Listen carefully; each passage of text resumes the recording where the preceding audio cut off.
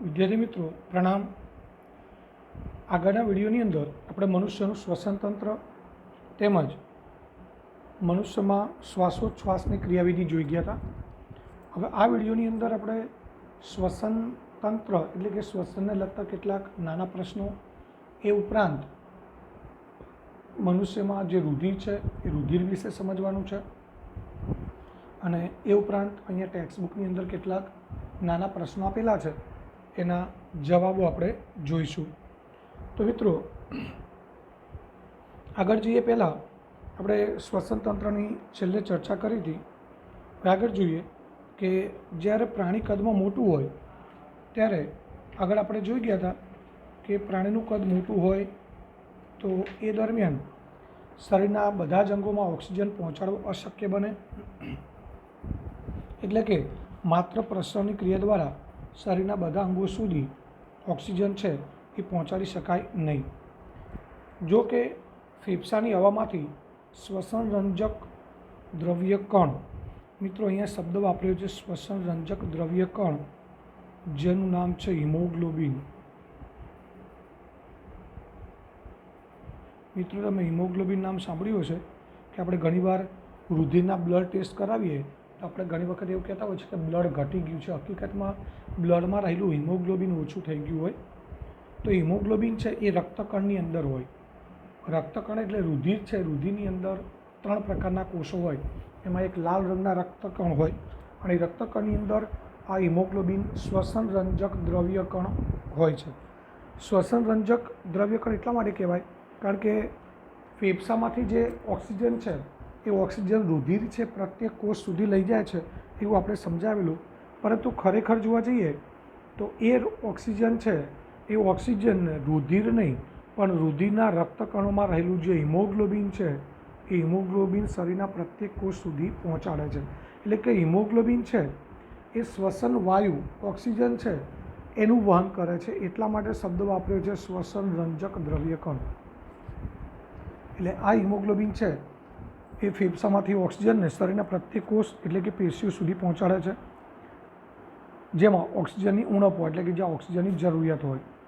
માનવમાં શ્વસન રંજક દ્રવ્ય કણ હિમોગ્લોબિન છે, જે ઓક્સિજન માટે આ મહત્ત્વની બાબત છે ઊંચી બંધન ઉર્જા ધરાવે, એટલે કે ઓક્સિજન છે એની સાથે હિમોગ્લોબિન સંયોજાય છે અને ઓક્સી હિમોગ્લોબિન નામનું સંયોજન બનાવે અને એ માટે એ ઊંચી બંધન ઉર્જા ધરાવે છે। અને એ રંજક દ્રવ્ય કણ મેં હમણાં તમને વાત કરી એમ કે લાલ રંગના જે રક્તકણ છે એ રક્તકણમાં આવેલું હોય છે, હિમોગ્લોબિન છે એ રક્તકણમાં હોય છે। તો આ રીતે ફેફસામાંથી ઓક્સિજન છે એ રુધિર દ્વારા એટલે કે રુધિરમાં રહેલા, અહીં આપણે જોવા જઈએ સમજવા જઈએ ને તો આ રીતે કહી શકાય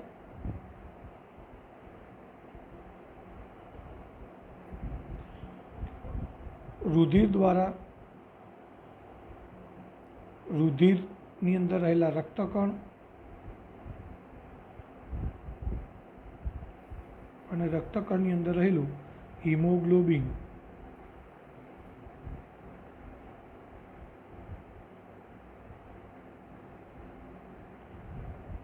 એટલે આપણે એવું કહીએ છીએ કે રુધિર દ્વારા ઓક્સિજન શરીરના પ્રત્યેક કોષ સુધી પહોંચે છે, પરંતુ રુધિર દ્વારા એટલે કે રુધિરમાં રહેલા રક્તકણ દ્વારા અને રક્તકણ દ્વારા એનો અર્થ કે રક્તકણમાં રહેલા હિમોગ્લોબિન નામના શ્વસન રંજક દ્વારા શરીરના પ્રત્યેક કોષ સુધી પહોંચે છે।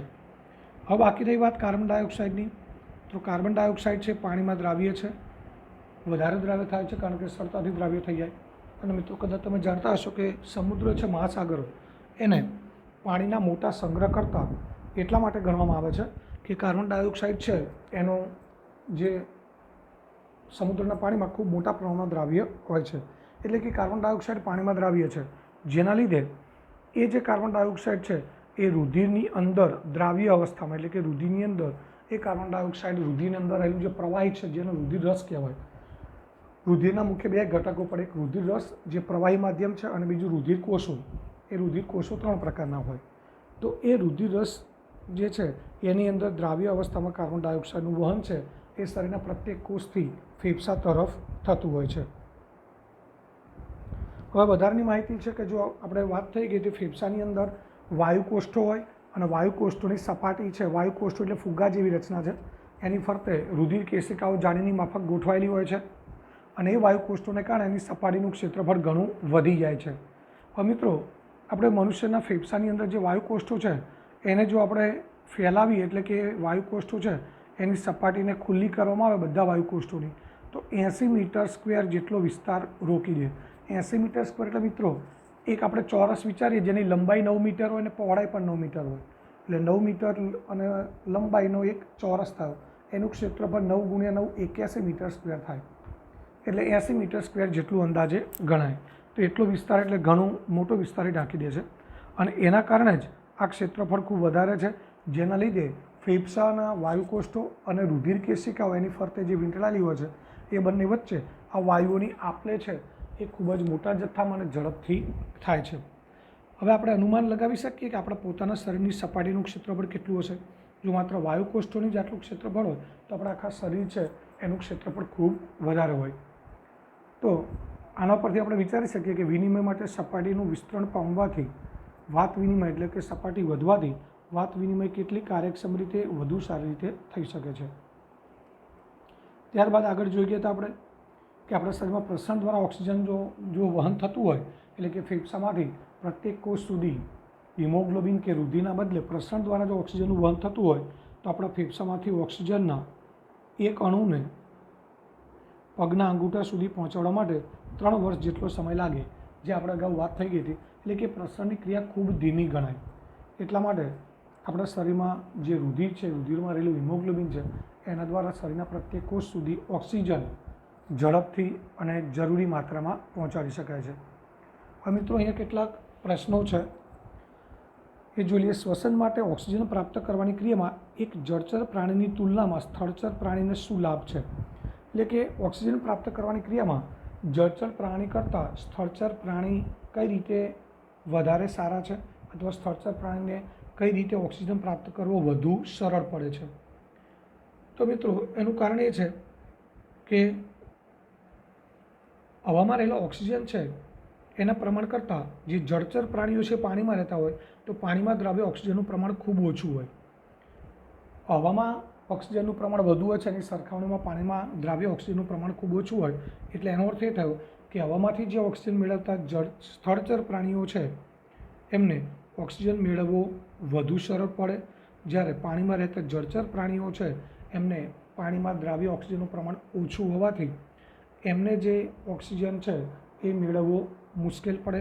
એટલે એવું કહી શકાય કે સ્થળચર પ્રાણીઓ છે એ જળચર પ્રાણીઓની સરખામણીએ ધીમો શ્વાસ દર હોય, શ્વાસોચ્છ્વાસની ક્રિયા ધીમી હોય કે નીચી હોય તો પણ એ જરૂરિયાત મુજબનો ઓક્સિજન પ્રાપ્ત કરી શકે છે. ત્યારબાદ બીજો પ્રશ્ન છે, ભિન્ન પ્રાણીઓમાં ગ્લુકોઝના ઓક્સિડેશન વડે ઉર્જા પ્રાપ્ત કરવાના વિવિધ પરિપથો કયા છે? તો મિત્રો, આ આપણે જોઈ ગયા હતા. એમાં ગ્લુકોઝનું ચયાપચયની ક્રિયા જોઈ ગયા હતા, જેમાં આપણે ગ્લુકોઝનું વિઘટન પણ કહી શકાય, જેમાં બે રીતે થાય, જારક અને અજારક. જારક એ ઓક્સિજનની હાજરીમાં થાય, અજારક ઓક્સિજનની ગેરહાજરીમાં થાય. તો અજારકની અંદર પણ બે ભાગ પડે કે જો વનસ્પતિજન્ય માધ્યમ હોય તેમાં આથવાની ક્રિયા દ્વારા ઇથેનોલ અને કાર્બન ડાયોક્સાઇડ ઉત્પન્ન થાય, જેમાં કે બેક્ટેરિયાની યીસ્ટ એની અંદર પ્રક્રિયા થાય તો ઇથેનોલ અને કાર્બન ડાયોક્સાઇડ ઉત્પન્ન થાય. જ્યારે પ્રાણીઓ છે એ પ્રાણીના સ્નાયુકોષ અથવા તો અંતઃપરોપજીવની અંદર અજારક શ્વસન થાય, એટલે કે અજારક શ્વસનના અંતે જ્યારે ઉર્જા ઉત્પન્ન થાય ત્યારે લેક્ટિક એસિડ અને ઉર્જા ઉત્પન્ન થાય છે. આ બંને રીતમાં ઉર્જાનું પ્રમાણ ખૂબ ઓછું હોય છે. બીજું છે જારક શ્વસન, જે ઓક્સિજનની ગેરહાજરીમાં થાય, અને એ કણાભ સૂત્રમાં થતી પ્રક્રિયા છે, અને એમાં નિપજ તરીકે કાર્બન ડાયોક્સાઇડ અને પાણી ઉત્પન્ન થાય છે, અને અજારક શ્વસન કરતાં ઘણી વધુ ઉર્જા ઉત્પન્ન થાય છે, એટલે કે અંદાજે 38 ATP ઉર્જા ઉત્પન્ન થતી હોય છે. તો એ પ્રશ્નો આપણે આગળ જોઈ ગયા છીએ. હવે ત્યારબાદ મનુષ્યમાં ઓક્સિજન અને કાર્બન ડાયોક્સાઇડનું પરિવહન કેવી રીતે થાય છે? તો મિત્રો, એ પણ આગળ આપણે જોઈ ગયા કે મનુષ્યમાં શ્વસનરંજક દ્રવ્ય હિમોગ્લોબિન, જે રુધિરની અંદર રહેલા રક્તકણોમાં આવેલું છે, જે ઓક્સિજન માટે ખૂબ ઊંચી બંધન ઉર્જા ધરાવે છે, એટલે કે ઓક્સિજન સાથે સંયોજાય અને ઓક્સી હિમોગ્લોબિન નામના સંયોજન સ્વરૂપે એ ઓક્સિજનનું પરિવહન શરીરના પ્રત્યેક કોષ સુધી થાય છે. જ્યારે કાર્બન ડાયોક્સાઇડની વાત કરીએ તો કાર્બન ડાયોક્સાઇડ છે પાણીમાં વધારે દ્રાવ્ય છે, તેથી એનું પરિવહન છે એ રુધિરની અંદર દ્રાવ્ય અવસ્થામાં, એટલે કે રુધિર રસની અંદર કાર્બન ડાયોક્સાઇડ દ્રાવ્ય અવસ્થામાં એનું પરિવહન થાય છે. ત્યારબાદનો પ્રશ્ન છે, વાત વિનિમય માટે ફેફસામાં મહત્તમ ક્ષેત્રફળ પ્રાપ્ત થાય એ માટે કઈ રચનાઓ છે? તો મિત્રો આની વાત કરીએ તો આપણે જોઈ ગયા હતા કે ફેફસાની અંદર શ્વાસવાહિની છે, શ્વાસનળી છે, બે શાખામાં વિભાજિત થાય જેને શ્વાસવાહિની કહેવાય. શ્વાસવાહિની છે ફેફસાની અંદર અનેક નાની નાની શાખામાં વિભાજિત થાય જેને શ્વાસવાહિકા કહેવાય. અને દરેક શ્વાસવાહિકાના છેડે ફુગ્ગા જેવી રચના હોય છે. આ રીતના ફુગ્ગા જેવી રચના જેને આપણે વાયુકોષ્ઠો કહીએ છીએ. એટલે એક રચના છે વાયુકોષ્ઠો, અને ત્યારબાદ એની ફરતે રુધિર કેશિકાઓ આવેલી હોય છે જે બે પ્રકારની હોય છે.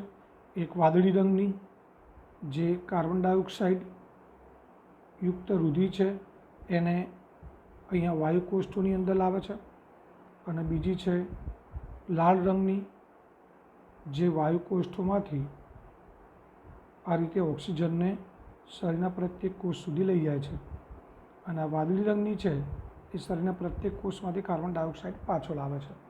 તો બે રચનાઓ છે, એક વાયુકોષ્ઠો અને ત્યારબાદ એની ફરતે ગૂંચળામય રીતે ગોઠવાયેલી રુધિર કેશિકાઓ. ત્યારબાદ હવેનો મુદ્દો છે મિત્રો વહન. વહન અથવા જેને ટ્રાન્સપોર્ટેશન કહેવાય. મિત્રો અહીંયા એક પ્રવૃત્તિ આપેલી છે, પરંતુ એ પ્રવૃત્તિ આપણે કરી શકીએ એમ નથી, એટલે એની આપણે ચર્ચા નથી કરતા. હવે આગળ જઈએ તો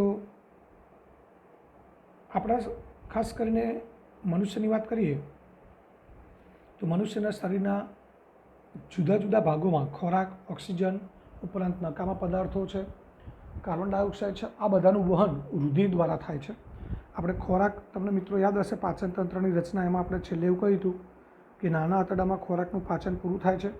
ત્યારબાદ એ ખોરાક છે એ નાના આંતરડાની દિવાલમાં શોષાય છે અને ત્યાંથી રુધિરમાં ભળે. એ જ રીતે આપણે શ્વસન તંત્રની અંદર વાત કરી કે ફેફસામાં આવેલો ઓક્સિજન છે એ પણ રુધિર દ્વારા શરીરના પ્રત્યેક કોષ સુધી પહોંચે છે. અને આ ઉપરાંત નકામા પદાર્થો જેને આપણે ઉત્સર્ગ દ્રવ્યો કહીએ એનું પણ વહન મિત્રો રુધિરના માધ્યમ દ્વારા જ થાય છે. તો હવે રુધિર શું છે એની ચર્ચા કરીએ તો આપણે 9મા ધોરણમાં ભણી ગયા છીએ કે રુધિર એક પ્રવાહી સંયોજક પેશી છે. આપણે પ્રાણી પેશી ભણી ગયા હતી, એની અંદર એક પેશી આવતી હતી પ્રવાહી સંયોજક પેશી. હવે એમાં રુધિર એક પ્રવાહી માધ્યમ છે, તો એ જે પ્રવાહી માધ્યમ છે જેને રુધિરરસ અથવા પ્લાઝમા કહેવાય છે. અને એની અંદર બીજું હોય છે રુધિર કોષો નિલંબિત, એટલે કે એની અંદર તરતા નિલંબિત કણો હોય છે, એને આપણે રુધિર કોષો કહીએ છીએ. પ્લાઝમા અથવા રુધિરરસ છે એની અંદર ખોરાક એટલે કે પોષક દ્રવ્યો, કાર્બન ડાયોક્સાઇડ, નાઇટ્રોજનયુક્ત ઉત્સર્ગ દ્રવ્યો, આ બધા દ્રવ્યો છે એનું રુધિરરસ દ્વારા વહન થતું હોય છે. એ પણ આપણે આગળ જોઈ ગયા કે ખોરાક છે, કાર્બન ડાયોક્સાઇડ છે અને નાઇટ્રોજનયુક્ત ઉત્સર્ગ દ્રવ્યો એ બધા જ રુધિરરસ એટલે કે પ્લાઝમાની અંદર દ્રાવ્ય હોય, દ્રાવ્ય સ્વરૂપે એનું વહન થતું હોય છે. પરંતુ ઓક્સિજન છે એ રક્તકણો એટલે આરબીસી, જેને આપણે રેડ બ્લડ કોર્પસલ કહીએ છીએ, એના દ્વારા થાય છે. એ સિવાય ઘણા બધા અન્ય જરૂરી ક્ષારો છે એનું વહન પણ રુધિર દ્વારા જ શરીરના પ્રત્યેક કોષ સુધી થાય છે. અને આ માટે મતલબ એ થયો કે આપણા શરીરની અંદર આજે વિવિધ દ્રવ્યો જેમાં ઓક્સિજન છે, કાર્બન ડાયોક્સાઇડ છે, ખોરાકના દ્રવ્યો છે, નાઇટ્રોજનયુક્ત ઉત્સર્ગ દ્રવ્યો, આ બધાનું વહન યોગ્ય રીતે થાય એ માટેની આવશ્યકતા, તેના માટેની આવશ્યકતા છે કે પંપ જેવું એક અંગ હોવું જોઈએ. પંપ જેવું એક અંગ હોવું જોઈએ અને એ અંગની જરૂરિયાત એવી છે કે રુધિરને અંગોની આસપાસ ધકેલી શકે, એટલે રુધિરને શરીરના પ્રત્યેક કોષ સુધી એ ધકેલી શકે એ માટે એક પંપ જેવી રચના જોઈએ. ત્યારબાદ એ પંપનું તો કામ ધકેલવાનું છે, પરંતુ એ રુધિરને શરીરના પ્રત્યેક કોષ સુધી પહોંચાડી શકાય માટે નલિકાઓ કે વાહિકાઓ છે એનો એક પરિપથ જોઈએ, એટલે કે શરીરના પ્રત્યેક કોષ સુધી આ નલિકાઓ કે વાહિકાઓ છે એ ફેલાયેલી હોવી જોઈએ. અને સાથે સાથે એવું પણ તંત્ર હોવું જોઈએ કે જે શરીરના કોઈ ભાગમાં અંગ કે પેશીને નુકસાન થાય તેનું સમારકામ કરવાની ક્ષમતા પણ ધરાવી શકે. તો મિત્રો હવે આના પરથી આપણે જોઈએ જે રુધિરવાળો પ્રશ્ન છે એ રુધિરવાળો પ્રશ્ન આપણે જોઈ લઈએ, પરંતુ એ પહેલાં બીજા ટૂંકા પ્રશ્નો છે એની આપણે ચર્ચા કરી લઈએ. તો એમાં આગળનો પ્રશ્ન છે, ફેફસાના વાયુકોષ્ઠો સમજાવો. મનુષ્યમાં શ્વાસોચ્છ્વાસ આપણે જોઈ ગયા હતા. હવે ફેફસાના વાયુકોષ્ઠો સમજાવો. તો આપણે શ્વસન તંત્રની અંદર જોઈ ગયા છીએ કે ફેફસામાં શ્વાસ નળી છે એ ફેફસાની અંદર નીચેના ભાગે બે શાખામાં વિભાજિત થાય, જેને શ્વાસવાહિની કહેવાય. શ્વાસવાહિની છે એ ફેફસાની અંદરના ભાગે અત્યંત નાની શ્વાસવાહિકાઓમાં વિભાજિત થાય છે અને એમના અંતે ફુગ્ગા જેવી રચના હોય છે, જેને આપણે વાયુકોષ્ઠો કહીએ છીએ. વાયુકોષ્ઠો શ્વસન વાયુ એટલે કે ઓક્સિજન અને કાર્બન ડાયોક્સાઇડની આપ-લે માટે વિશાળ સપાટી પૂરી પાડે છે, કારણ કે એ ફુગ્ગા જેવી ફૂલેલી રચના છે, જેને કારણે વિશાળ સપાટી પૂરી પાડે છે. આપણે જોયું કે જો વાયુકોષ્ઠોની સપાટી વિસ્તૃત કરવામાં આવે, એને ખોલવામાં આવે તો એ 80 ચોરસ મીટર અથવા તો 80 મીટર સ્ક્વેર જેટલી જગ્યાને ઢાંકી દે એટલો વિસ્તાર કવર કરી લે. એટલે એનો અર્થ એ થયો કે વાયુના વિનિમય માટે એ ખૂબ જ વિશાળ અને કાર્યક્ષમ સપાટી પૂરી પાડે છે વાયુકોષ્ઠો. ત્યારબાદ વાયુકોષ્ઠોની દિવાલ છે એની પર આપણે જોઈએ કે રુધિર કેશિકાઓ વિસ્તૃત જાળીદાર રચના સ્વરૂપે ગોઠવાયેલી હોય. એટલે વાયુકોષ્ઠો છે એની સપાટી ઉપર ભૂરા રંગની અને લાલ રંગની બંને પ્રકારની રુધિર કેશિકાઓ છે એ વિસ્તૃત જાળી સ્વરૂપે ગોઠવાયેલી હોય છે.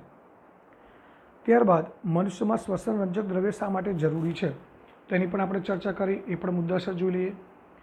તો જ્યારે પ્રાણીનું કદ વધારે હોય ત્યારે બધા અંગોમાં ઓક્સિજન પહોંચાડવા માટે પ્રસરણ દાબ પર્યાપ્ત અને કાર્યક્ષમ ગણાય નહીં. એટલે કે માત્ર પ્રસરણની ક્રિયા દ્વારા શરીરના પ્રત્યેક કોષ સુધી ઓક્સિજન પહોંચાડી શકાય નહીં. જો માત્ર પ્રસરણ દ્વારા આપણા શરીરના પ્રત્યેક ભાગમાં ઓક્સિજન વહન પામતો હોય તો આપણે જોઈ ગયા મુજબ એક સાદી ગણતરી મુજબ આપણા ફેફસામાંથી પગના અંગૂઠા સુધી ઓક્સિજનના એક અણુને પહોંચાડવા માટે 3 વર્ષ જેટલો સમય લાગે, અને આ સમય ખૂબ વધારે છે. અને આપણા જે ઉચ્ચ કક્ષાના સજીવો છે એમાં ઓક્સિજનની જરૂરિયાત ખૂબ વધારે હોય, એટલે પ્રસરણની ક્રિયા છે એ કાર્યક્ષમ અથવા પર્યાપ્ત ગણાય નહીં.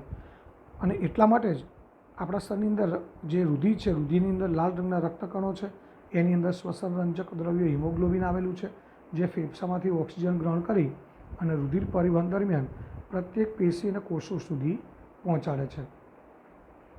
અને હિમોગ્લોબિનનું પહોંચાડવાનું કારણ એ છે કે ઓક્સિજન માટે ઊંચી બંધન ઉર્જા ધરાવે છે, એટલે કે ઓક્સિજન સાથે એ બંધ બનાવી અને સંયોજન બનાવે છે, અને એ ઓક્સિજન ગ્રહણ કરી શકતા શરીરના બધા કોષો સુધી એ હિમોગ્લોબિન છે એ ઓક્સિજનને લઈ જાય છે. અને આ રીતે ઓક્સિજનની ઉણપ ધરાવતા, એટલે કે જ્યાં ઓક્સિજનનું પ્રમાણ ઓછું હોય તો એવા કોષો પાસે એ ઓક્સિજન મુક્ત કરે છે. અને આથી કહી શકાય કે મનુષ્યમાં શ્વસન રંજક દ્રવ્ય જરૂરી છે. મિત્રો, ત્યારબાદ જોઈએ આપણે આગળ રુધિર વિશે ટૂંક નોંધ લખો અને અસરકારક પરિવહન તંત્ર, એટલે કે આપણા શરીરમાં જે શરીરના પ્રત્યેક ભાગ સુધી વિવિધ દ્રવ્યો પહોંચાડવા માટેનું જે તંત્ર છે, પરિવહન તંત્ર, એની લાક્ષણિકતાઓ કેવી હોવી જોઈએ એ જોઈએ. તો સૌથી પહેલાં રુધિરની અંદર વાત કરીએ તો રુધિર એ લાલ રંગની પ્રવાહી સંયોજક પેશી છે. રુધિરનો રંગ લાલ છે આપણે બધા જાણીએ છીએ, પરંતુ એ બાયોલોજીની ભાષામાં વાત કરીએ તો એ પ્રવાહી સંયોજક પેશી છે. મિત્રો, એમાં 2 ભાગ પડે છે. એક પ્રવાહી માધ્યમ રુધિર રસ અને બીજું છે રુધિર કોષો. તો મિત્રો, આપણે આવું કહી શકીએ કે રુધિરના બંધારણમાં 2 ઘટકો છે. એક રુધિર રસ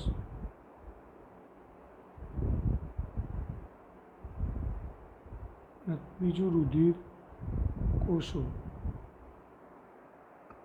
રુધિર કોષો મિત્રો 3 પ્રકારના હોય છે. એક રક્તકણ જે લાલ રંગના હોય, બીજા શ્વેત કણ જે સફેદ હોય, ત્રીજા ત્રાક કણ. 3 પ્રકારના હોય છે, અહીંયા લખેલા છે. લાલ રુધિર કોષો, એમાં રક્તકણ આવશે. ત્યારબાદ શ્વેત કણો એ શ્વેત સફેદ રંગના છે, ત્રીજા ત્રાક કણો જેને રુધિર કણિકા પણ કહેવાય. બાકી રહ્યું જે રુધિર રસ જે પ્રવાહી માધ્યમ છે, તો એ રુધિર રસ એ આમ જોવા જઈએ તો આછા પીળા રંગનું પ્રવાહી છે, જેની અંદર પોષક દ્રવ્યો ઉપરાંત એ રુધિર રસની અંદર પોષક દ્રવ્ય એટલે ખોરાકના દ્રવ્યો, આપણો જે પાચિત ખોરાક છે, કાર્બન ડાયોક્સાઇડ, ક્ષારો અને અન્ય નાઇટ્રોજનયુક્ત પદાર્થો છે એ દ્રાવ્ય સ્વરૂપે હોય છે.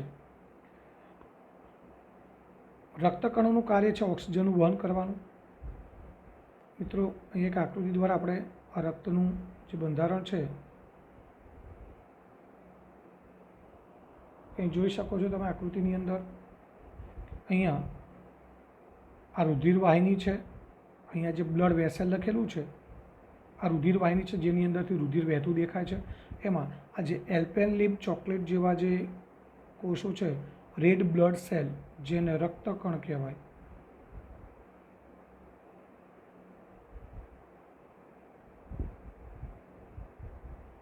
મિત્રો, આ રક્તકણ છે, લાલ રંગના છે.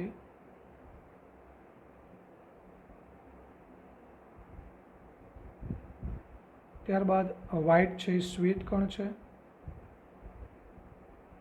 સફેદ જેવા દેખાતા નથી પણ સફેદ હોય છે, એ શ્વેત કણ છે.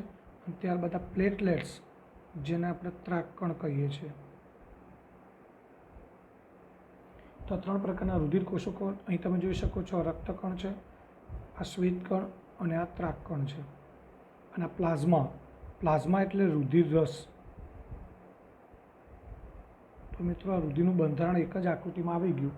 રુધિર રસ છે એની અંદર આ ત્રણેય કણો આપણને તરતા દેખાય છે. ત્રણ કણો છે, રક્તકણ જે લાલ રંગના છે, એલ્પેનલીબ ચોકલેટ જેવો જેનો આકાર છે, શ્વેત કણ જે સફેદ છે, અને ત્રાક કણ જેને રુધિર કણિકાઓ પણ કહેવાય, જે રક્તકણ અને શ્વેત કણ કરતાં કદમાં નાના છે. તો મિત્રો, રક્તકણનું કાર્ય છે આપણે જોઈ ગયા, ઓક્સિજનનું શરીરના પ્રત્યેક કોષ સુધી વહન કરવાનું. ત્યારબાદ શ્વેત કણ છે, એ શ્વેત કણનું કાર્ય છે કે શરીરની અંદર કોઈ હાનિકારક દ્રવ્યો હોય કે સૂક્ષ્મજીવો હોય તેનો નાશ કરી અને શરીરનું રક્ષણ કરવાનું કાર્ય કરે છે. એટલે શ્વેત કણ છે એને શરીરના સૂક્ષ્મ સૈનિકો પણ કહેવાય છે મિત્રો. અને ત્યારબાદ પ્લેટલેટ છે એટલે કે ત્રાક કણ છે, એનું કાર્ય છે રુધિર ગંઠાઈ જવાની ક્રિયા. એટલે આપણને કોઈ જગ્યાએ ઘા પડે તો એ ઘા પડે એટલે થોડા સમય બાદ ત્યાં રુધિર જામી જાય છે. તેનું કારણ એ છે કે એ પ્લેટલેટ છે ત્રાક કણ, એ રુધિર જામી જવાની ક્રિયામાં મહત્ત્વનો ભાગ ભજવે છે. એટલે આ રીતે જે ત્રણ પ્રકારના જે રુધિર કોષો કહેવાય, એ રુધિર કોષો વિવિધ કાર્યોમાં ઉપયોગમાં લેવાતા હોય છે. તો આ ત્રણ પ્રકારના કોષોની આપણે વાત કરી. ત્યારબાદ અસરકારક પરિવહન તંત્રની લાક્ષણિકતાઓ. તો પરિવહન માટે અસરકારક પરિવહન કેવા લક્ષણો ધરાવતું હોવું જોઈએ? તો પહેલું છે કે એક એવું અંગ હોવું જોઈએ જે પંપ જેવું કાર્ય કરે, અને એ પંપ જેવું કાર્ય કરતું હોય જેના લીધે સમગ્ર શરીરની અંદર એ રુધિરને ધકેલી શકે, પહોંચાડી શકે. ત્યારબાદ બધી પેશીઓ સુધી વાહિકાઓની જાળીમય રચના. એટલે આ જે ધમની અને શિરાઓ જે છે આપણે આગળ જોઈશું કે આપણા શરીરની આસપાસ ધમની છે તે અનેક નાની નાની સૂક્ષ્મ પાતળી દિવાલવાળી રુધિર કેશિકાઓમાં વિભાજિત થાય, અને રુધિર કેશિકા દ્વારા જ કોષ અને રુધિર વચ્ચે એ દ્રવ્યોની આપ-લે થતી હોય છે. એટલે બધી પેશીઓ સુધી આ રુધિર કેશિકાઓ છે, વાહિકાઓ, એની જાળીમય ગોઠવણી હોવી જોઈએ, જેના કારણે એ પ્રત્યેક કોષ સુધી રુધિર છે આ વિવિધ દ્રવ્યોનું વહન કરી શકે. ત્યારબાદ કોઈ ઈજા થાય તો તેનું સમારકામ કરી શકે એવી ક્ષમતા. જે મેં વાત કરી એમ, આપણને કોઈ જગ્યાએ ઘા પડે તો ત્યાં રુધિર વહેતું હોય તો અમુક સમય બાદ ત્યાં રુધિર જામી જાય છે, આપણે એવું કહીએ છીએ કે રુધિર ગંઠાઈ જાય છે. તો એ પણ ત્રાક કણનું કામ છે. એટલે કે ત્યાં રુધિર ગંઠાઈ જાય એટલે રુધિર આગળ વહેતું બંધ થઈ જાય છે. અને મિત્રો, અમુક સમય બાદ આપણે જોઈ શકીએ છીએ કે ત્યાં જેવી રચના હતી, જે જગ્યાએ કંઈ ઘા પડ્યો છે, ઈજા થઈ છે, અમુક દિવસો બાદ ત્યાં પહેલાં હતી એવી જ ચામડી, એવી જ જે સપાટી છે એ ત્યાં ફરીથી નિર્માણ થાય છે. એટલે એ થઈ સમારકામની વાત. તો અસરકારક પરિવહન તંત્ર છે એ મિત્રો આ પ્રકારની લાક્ષણિકતાઓ ધરાવતું હોવું જોઈએ.